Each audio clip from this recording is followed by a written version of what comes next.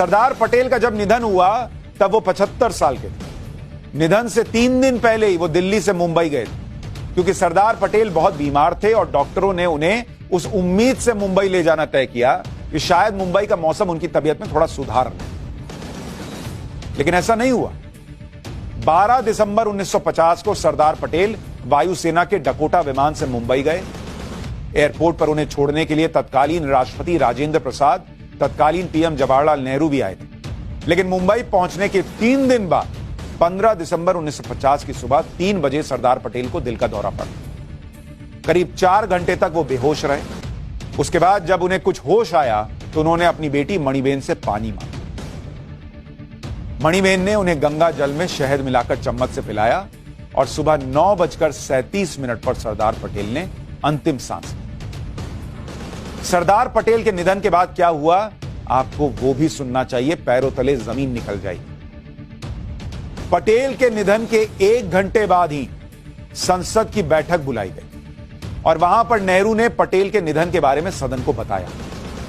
1 हफ्ते का राजकीय शोक रखा गया और सभी सरकारी कार्यक्रम रद्द कर दिए गए। देश और विदेश से सरदार पटेल के निधन पर शोक संदेश आने लगे। पटेल के अंतिम संस्कार में शामिल होने के लिए नेहरू और सी राजगोपालाचारी दिल्ली से मुंबई पहुंच गए, लेकिन नेहरू नहीं चाहते थे कि कोई और भी सरदार पटेल के अंतिम संस्कार में जाए। मशहूर लेखक और नेता और शिक्षाविद के.एम. मुंशी की किताब है पिलग्रिमेज टू फ्रीडम, उसका पन्ना नंबर 289 और 290 खोलकर देख लीजिएगा। उन्होंने लिखा है कि जब सरदार पटेल का मुंबई में निधन हुआ तो जवाहरलाल ने अपने मंत्रियों और सचिवों को आदेश जारी किया कि वो सरदार पटेल के अंतिम संस्कार में न जाएं। सरकार के मंत्रियों में मैं उस वक्त बॉम्बे के पास माथेरन में ही था। एनवी गाडगिल, सत्यनारायण सिन्हा, वीपी मेनन ने नेहरू के आदेश को नहीं माना और अंतिम संस्कार में शामिल हुए। अंतिम संस्कार में जाने से रोक रहे थे। जवाहरलाल नेहरू ने राष्ट्रपति राजेंद्र प्रसाद से भी मुंबई न जाने का निवेदन किया। यह बहुत हैरान करने वाला था, लेकिन राजेंद्र प्रसाद ने भी उनकी बात नहीं मानी। के.एम. मुंशी ने अपनी इसी किताब में लिखा है कि नेहरू का मानना था कि राष्ट्रपति को किसी कैबिनेट मंत्री की अंत्येष्टि में हिस्सा नहीं लेना चाहिए, इससे गलत परंपरा शुरू हो जाएगी। क्या पटेल सिर्फ कैबिनेट मंत्री थे? इस देश के लिए उनका इतना बड़ा योगदान और राजेंद्र प्रसाद को नहीं जाना चाहिए था, लेकिन नेहरू रोक रहे थे।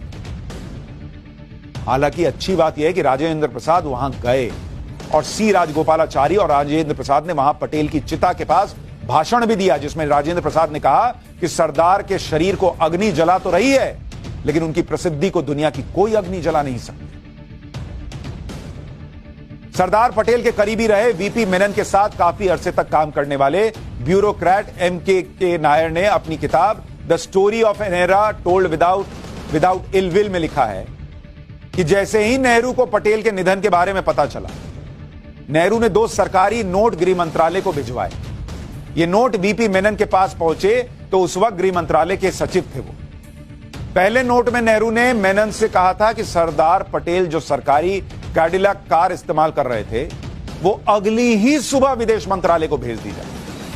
इतनी क्या हड़बड़ी थी सर। और नेहरू के दूसरे सरकारी नोट में यह कहा गया था कि सरदार पटेल के अंतिम संस्कार में अगर कोई अधिकारी जाना चाहता है तो उसे अपने पर्सनल खर्चे पर मुंबई जाना होगा।